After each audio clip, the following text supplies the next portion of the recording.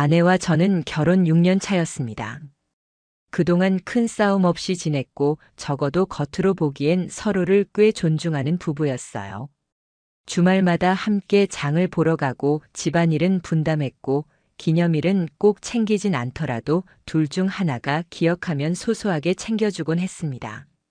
하지만 어느 날부터인가 아내가 조금씩 달라지기 시작했어요. 말수는 줄고 식사할 때도 휴대폰을 자주 확인했어요. 제가 농담을 던져도 예전처럼 웃질 않았습니다. 처음엔 업무가 많아져서 그런가 했죠. 아내는 프리랜서로 일하고 있었고 최근에 꽤 큰 프로젝트를 맡았거든요. 그날도 똑같은 평일 아침이었어요. 저는 출근 준비로 분주했고 아내는 거실에 앉아 휴대폰을 보며 커피를 마시고 있었어요. 그런데 문득 제가 뭔가 놓고 나왔다는 생각이 들더라고요. 그래서 출근하던 길 차를 다시 돌려서 집으로 향했고 엘리베이터를 타고 집으로 올라왔죠. 그때가 시작이었어요. 집에 도착해서 현관문을 열었을 때 거실엔 아무도 없었어요. 텔레비전도 꺼져 있었고 조용했죠. 처음엔 아내가 외출했나 싶었는데 현관 쪽에 놓인 그녀의 로퍼가 그대로였어요. 가방도 있더라고요. 뭔가 이상했습니다. 안방 문은 열려 있었고 작업실 쪽 문만 잠겨 있었어요. 우린 그 방을 서재 겸 다용도로 쓰고 있었고 평소엔 문을 잠그지 않았어요. 그날따라 유독 문이 굳게 잠겨 있었죠. 저는 문을 가볍게 두드렸습니다. 여보 불렀지만 아무 대답이 없었어요. 노크 소리에 놀라 나올 줄 알았는데 기척도 없었죠. 혹시 이어폰을 끼고 있는 건가 싶어서 조금 더 크게 불러봤어요. 나야. 뭐해? 안에 있어? 대답은 여전히 없었고 제 손은 점점 차가워졌어요. 문이 열리지 않자 이상한 생각이 들기 시작했습니다. 누가 있나 아내가 아니라 다른 누군가가 저 안에 있나 근거 없는 상상들이 꼬리에 꼬리를 물고 이어졌습니다. 그때 욕실 쪽에서 물 떨어지는 소리가 들렸어요. 샤워기에서 물이 흐르는 그 익숙한 소리. 욕실에 있었네. 저는 허탈하게 웃으며 거실 쪽으로 돌아섰습니다. 그리고 그 순간 정말 제 눈을 의심할 수밖에 없는 장면을 봤어요. 식탁 옆 의자 위, 정확히 말하자면 등받이에 걸쳐진 셔츠 한 장. 흰색 바탕에 얇은 회색 스트라이프가 들어간 셔츠였어요. 문제는 그게 제 셔츠가 아니라는 겁니다. 제가 입는 스타일도 아니었고 사이즈도 분명 크더라고요. 그리고 무엇보다 셔츠에서 나던 향이 익숙하지 않은 향수 냄새였어요. 자극적이진 않았지만 잔향이 진하게 남아 있었죠. 저는 순간 숨을 멈췄습니다. 바로 눈앞에 있는 이 셔츠, 누가 입던 건지, 왜 우리 집에 있는 건지 아무리 생각해도 설명할 수 없었어요. 가슴이 미친 듯이 뛰었어요. 숨이 가빠졌고 머릿속은 텅 빈 것처럼 멍해졌습니다. 그때까지도 전 우연이겠지, 그냥 뭐 별일 아니겠지, 억지로라도 그런 핑계를 찾으려 애썼어요. 잠시 후 샤워 소리가 멈추고 욕실 문이 열렸습니다. 수건으로 머리를 감싼 아내가 나왔어요. 제 시선을 마주치자 잠깐 당황한 듯 했지만 곧 아무렇지 않다는 듯 웃으며 말했어요. 당신 다시 왔네. 뭐 떨어뜨렸어? 저는 아무 말도 하지 않았습니다. 그저 고개를 돌려 그 셔츠를 바라봤죠. 아내의 시선도 따라갔고 그녀는 그 셔츠를 보는 순간 숨을 한번 삼키더니 작은 목소리로 말했어요. 그거 아까 택배 온 건데 내가 정리 안 했어. 그냥 버릴 거야. 말도 안 되는 거짓말이었습니다. 저는 알 수 있었어요. 표정에서 목소리 떨림에서 그 말이 진심이 아니란 걸. 그날 그 낯선 셔츠 한 장 때문에 제 세상은 완전히 뒤집히기 시작했습니다. 그날 이후 저는 아내의 말 한마디 한마디를 믿을 수 없게 되었어요. 아무렇지 않게 웃는 얼굴, 늘 하던 일상을 반복하는 모습, 그 모든 것들이 이제는 너무 부자연스러워 보였습니다. 당장 따져 묻고 싶은 마음은 굴뚝 같았어요. 하지만 입이 떨어지지 않았습니다. 말을 꺼내는 순간 돌이킬 수 없게 될 것 같았거든요. 그래서 저는 그날 이후 말 대신 관찰을 택했습니다. 아내는 변한 게 없었어요. 오히려 더 살갑게 굴었고 저녁엔 좋아하는 반찬도 해줬어요. 전엔 잘 안 하던 애정 표현도 자주 하더군요. 그 모든 게 저를 더 혼란스럽게 만들었습니다. 내가 너무 민감한 걸까? 진짜 택배였을 수도 있잖아. 수십 번 혼잣말을 했어요. 하지만 이상한 일은 계속됐습니다. 아내는 어느 날부터 집에 향초를 피우기 시작했어요. 딱히 향에 관심 없던 사람이었는데 거실, 안방, 심지어 화장실까지 온 집안이 은은한 냄새로 가득했죠. 그 향이 그 셔츠에서 나던 잔향과 너무도 닮아 있었어요. 그제야 저는 그게 단순한 취향의 변화가 아니라는 걸 알게 되었어요. 일요일 아침이었습니다. 아내는 아침 일찍부터 외출 준비를 하더군요. 원래는 주말마다 집에서 쉬었는데 그날따라 화장을 진하게 하고 나가려 하길래 어디 가냐고 물었더니 친구랑 브런치를 하기로 했다고 했어요. 그 말도 믿지 않았습니다. 하지만 아무렇지 않은 척 고개를 끄덕였죠. 그래, 다녀와. 그렇게 대답하고 저는 뒤따라 나가지 않았습니다. 그 대신 곧장 노트북을 열고 집 주변에 있는 호텔과 모텔들을 검색하기 시작했어요. 왜냐면 그 셔츠 분명히 세탁하지 않은 상태였고 탁한 냄새와 향수가 섞여 있었어요. 그건 집에서 나는 냄새가 아니었거든요. 그리고 저는 우연히 정말 이상한 걸 발견했습니다. 아내의 차 블랙박스를 통해 최근 주차한 장소를 확인한 거예요. 블랙박스 영상 속에서 아내는 평일 오후 시간에 집 근처 모텔 주차장에 차를 댄 후 차 안에서 거울을 보며 립스틱을 고치고 있었어요. 그 뒤로 화면은 끊겼지만 그 몇 초가 모든 걸 말해줬습니다. 저는 화면을 정지시킨 채 혼자 멍하니 화면을 바라봤어요. 차 안에서 환하게 웃으며 립스틱을 바르는 그녀, 그 모습은 제가 아는 아내가 아니었습니다. 그리고 더 이상은 모른 척할 수 없다고 생각했습니다. 그날 밤 저는 일부러 일찍 퇴근했어요.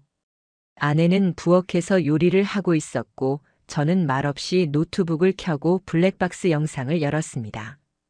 소리도 없고 대사도 없는 그 영상이 그녀의 등 너머로 흘러나왔죠. 처음엔 무시하는 듯 보였어요. 그런데 그녀의 손이 칼질을 멈추더니 몸이 조금씩 굳어가는 게 느껴졌습니다. 그 순간에도 저는 아무 말도 하지 않았어요. 그리고 그녀도 묻지 않았습니다. 우린 밥을 먹고 그날 밤도 아무 일 없는 부부처럼 침대에 누웠습니다. 하지만 그날부터 저는 달라졌어요. 모든 걸 기억했고 기록했고 지켜보기 시작했어요. 그녀가 무엇을 말하든 이젠 그저 지켜볼 뿐이었습니다. 그리고 어느 날 또 다른 흔적을 마주하게 되었어요. 욕실 세탁 바구니 안에 남자 양말 한 짝이 들어있더군요. 제 것이 아니었어요. 사이즈도 다르고 로고도 낯설었습니다. 이쯤 되면 우연이라 말할 수도 없었어요. 아내는 그 양말을 보곤 말도 안 되는 핑계를 대더군요. 어제 배송받은 샘플이야. 내가 일할 때 쓸 거. 하지만 그건 누가 봐도 세탁한 지 얼마 안 된 직접 신었던 흔적이 남은 양말이었습니다. 그제야 확신했어요. 그녀는 이 집에서 누군가를 맞이한 적이 있다는 걸, 그리고 저는 그걸 알고도 아무 말 없이 기다리고 있다는 걸요. 그날 이후 저는 아내에게 따지지 않았습니다. 모든 걸 아는 척도 하지 않았고 평소처럼 행동하려 애썼습니다. 하지만 속은 끓어오르고 있었죠. 저는 매일 거짓말을 듣는 삶에 익숙해져야 했고 그 거짓말을 들으며 고개를 끄덕여야 했습니다. 아내는 점점 더 대담해졌습니다. 아마 제가 아무 반응을 하지 않으니 들켰다는 생각조차 하지 않은 듯 보였어요.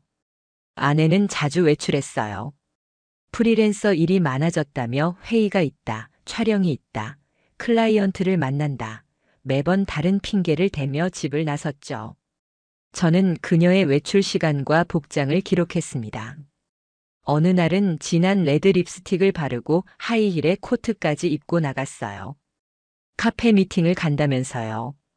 그런데 몇 시간 뒤 아내가 올린 SNS에는 커피 사진만 하나 있었고 위치는 집에서 한참 떨어진 외곽 지역이었어요. 커피잔은 2개였고 그 앞에 놓인 남자 팔이 프레임에 걸쳐 있었어요. 그 사진 하나로 그녀의 세계엔 제가 없다는 걸 절감했습니다. 그날 밤 저는 조용히 방을 나섰어요. 거실에 있는 택배 상자들을 뒤졌고 그중 하나에서 낯익은 브랜드의 쇼핑백을 발견했습니다. 남성 의류 브랜드였고 안에는 포장도 뜯지 않은 니트가 하나 있었어요. 영수증에는 아내 이름이 적혀 있었고 결제는 지난주 주말이더군요. 그 옷이 누구를 위한 것이었는지는 더 생각하지 않아도 알 수 있었습니다. 그리고 저는 그 옷을 아무렇지 않게 다시 상자에 넣어뒀습니다. 그때부터 저는 감정을 내보이지 않기로 했어요. 어설픈 분노는 그녀에게 경계심만 키워줄 뿐이니까요. 이후 몇 주간 저는 조용히 자료를 모았습니다. 차 블랙박스는 여전히 모든 걸 기록하고 있었어요. 거의 매주 일정한 시간에 같은 지역으로 가는 기록이 있었어요. 한 모텔 근처였고 주차장에 잠깐 머물렀다가 사라지는 영상들이 반복됐습니다. 처음엔 혼자 보기조차 버거웠지만 이젠 그런 감정조차 무뎌졌어요. 마치 남의 이야기를 들려주는 기분이었습니다. 감정은 점점 사라졌고 그 자리에 남은 건 차가운 계획뿐이었죠. 그리고 어느 날 결정적인 장면이 제 앞에 나타났습니다. 퇴근길이었어요. 그날따라 회사 일도 많고 머리도 아팠습니다. 집에 가면 조용히 씻고 자야겠다 그렇게 생각하며 집 근처까지 왔는데 익숙한 뒷모습 하나가 눈에 들어왔어요. 그녀였어요. 아내였습니다. 하지만 그녀 혼자가 아니었어요. 남자와 함께 동네 구석진 골목길을 걸어가고 있었어요. 두 사람은 마치 연인처럼 어깨를 기댄 채 걷고 있었고 아내는 웃고 있었습니다. 제가 알던 그 미소였습니다. 하지만 그 미소의 대상은 제가 아니었죠. 저는 그 장면을 멀찍이서 바라봤어요. 소리도 들리지 않고 숨도 쉬기 힘들었지만 저는 카메라를 꺼내 그 순간을 그대로 담았습니다. 그 남자 어깨가 넓고 제 또래보다 조금 젊어 보였어요. 겉으로 보기엔 흔한 셔츠 차림이었지만 표정이 자신감으로 가득 차 있었어요. 그 눈빛은 마치 이 관계에 죄책감 하나 없다는 듯 뻔뻔했습니다. 그 순간 저는 결심했어요. 이제 끝내야겠다고. 하지만 소리치거나 싸우진 않을 거라고. 이건 내가 다 보고 있었고 그걸 증명할 준비가 되어 있다는 걸 천천히 알려줄 차례라고요. 그날 밤 저는 말없이 평소처럼 집에 들어갔습니다. 아내는 이미 도착해 있었고 샤워를 막 마쳤는지 젖은 머리를 말리고 있었어요. 거실 테이블 위엔 따뜻한 차 한 잔이 놓여 있었고요. 아내는 웃으며 말했어요. 오늘 좀 늦었네. 많이 피곤하지? 저는 대답 대신 그녀의 휴대폰 쪽으로 시선을 보냈습니다. 그리고 조용히 말했어요. 오늘 골목길 바람 많이 불던데 외투 안 추웠어?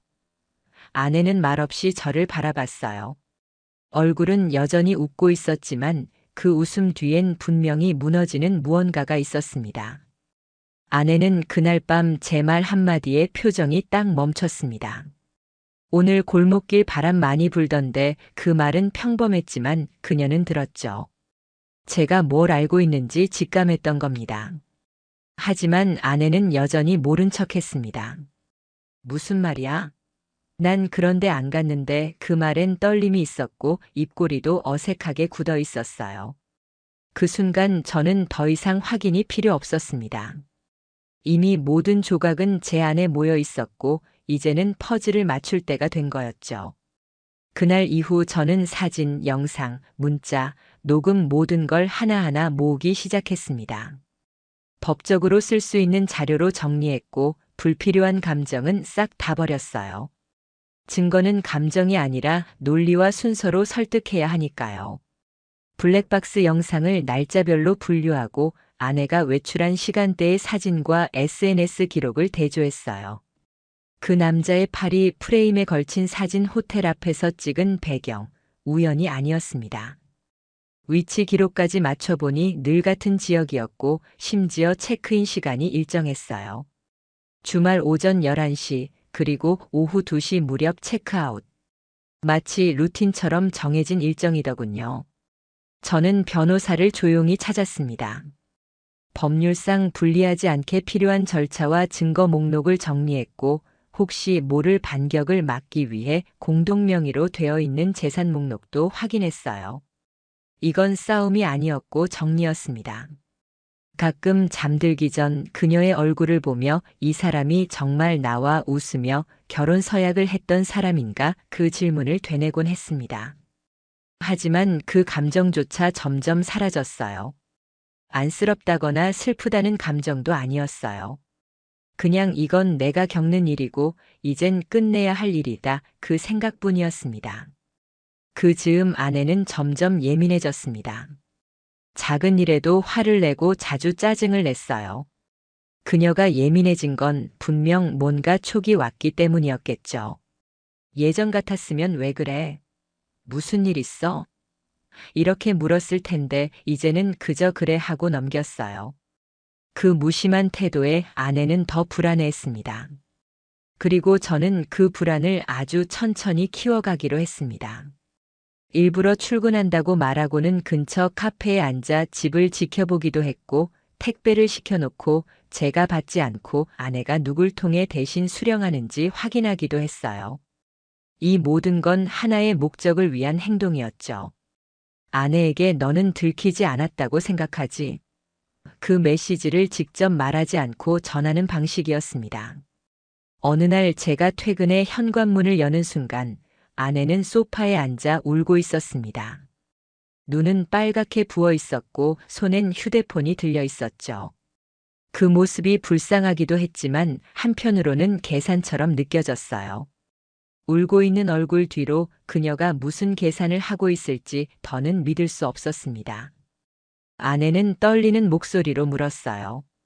당신 무슨 말이라도 해줘.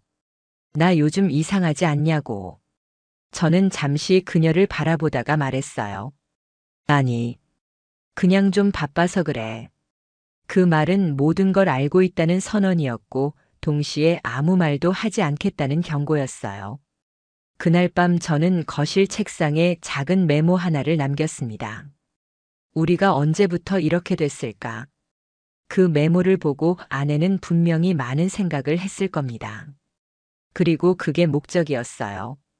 그녀가 스스로 흔들리게 만드는 것, 죄책감과 불안을 동시에 느끼게 하는 것. 며칠 뒤 아내는 먼저 말을 꺼냈어요. 나 요즘 당신이 무서워. 저는 대답하지 않았습니다. 그저 웃었죠.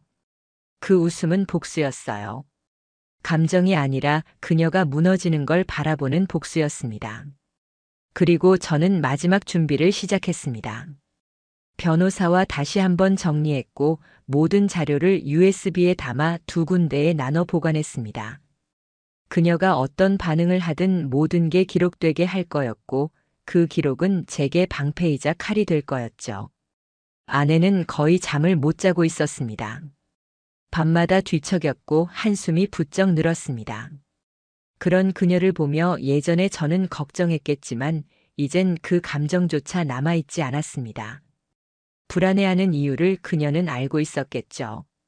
말없이 지나쳤던 블랙박스 영상, 골목길에서 마주친 눈빛, 무심하게 던졌던 말 한마디, 그 하나하나가 그녀에게는 칼날처럼 박혔을 겁니다. 그리고 어느 날 그녀는 마침내 말을 꺼냈습니다. 우리 얘기 좀 할 수 있을까? 부엌 테이블에 마주 앉은 우리는 아주 오랜만에 제대로 마주봤습니다.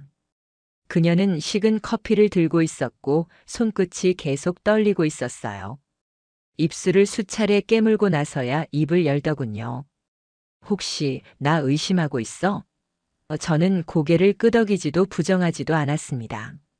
대신 조용히 가방을 열어 USB 하나를 꺼내 테이블에 올렸어요. 여기 들어있어. 내가 그동안 나한테 보여준 것들. 그녀는 그걸 보더니 얼굴이 하얗게 질렸습니다. 무슨 말을 하려다가 입술이 굳어졌고 그 뒤로 아무 말도 하지 않았습니다. 저는 담담하게 말했어요. 나는 너한테 다시 기회를 줄 생각이 없어. 이건 분노도 아니고 질투도 아니야. 그냥 선택이야. 그녀는 손으로 얼굴을 가렸습니다. 어깨가 떨렸고 입에서는 미안해라는 말이 겨우 나왔습니다. 하지만 저는 듣고 싶지 않았어요. 그 말은 너무 늦었고 너무 가벼웠습니다. 내일 너 혼자 집 정리해. 난 오늘 나갈 거니까. 이 집 명의에서 내 이름은 뺐고 이혼 서류는 정리돼 있어. 그녀는 충격의 말을 잇지 못했어요. 정신없이 뭔가 해명하려 했지만 저는 이미 뒷걸음치고 있었습니다. 그녀의 목소리는 제게 더 이상 닿지 않았어요. 현관문 앞에 서서 저는 마지막으로 집안을 돌아봤습니다. 우리의 사진들이 걸려 있었고 웃고 있는 두 사람의 얼굴이 보였죠. 그 웃음 속엔 배신이 있었고 저는 그걸 이제 더는 참을 이유가 없었습니다. 그날 밤 저는 부모님 댁으로 갔습니다. 이상하게도 가슴이 너무나 편안했습니다. 6년 동안 쌓아온 것들이 무너지는 건 한순간이었지만 그 무너짐 뒤에 저는 다시 살아갈 수 있는 바닥을 밟았다는 생각이 들었어요. 그 이후 아내는 몇 번 문자를 보냈습니다. 처음엔 울고 다음엔 빌고 나중엔 화도 냈어요. 하지만 저는 하나도 답하지 않았습니다. 대답은 이미 행동으로 끝냈다고 생각했거든요. 그녀는 결국 혼자 남았습니다. 혼자라는 사실이 두려웠겠지만 그건 제가 두려워할 일이 아니었어요. 저는 다시 새로운 곳에서 조용한 삶을 시작했습니다. 혼자 마트에 가고 혼자 밥을 차리고 혼자 아침 햇살을 마주하며 예전엔 몰랐던 평온을 느끼기 시작했어요. 그리고 언젠가 다시 누군가를 만나게 될지도 모르지만 한 가지는 확실했어요. 다음엔 절대 자신을 속이는 사람과는 살지 않을 겁니다. 사랑은 무너졌지만 저는 그 무너짐 위에 정직함 하나만은 지켜냈으니까요.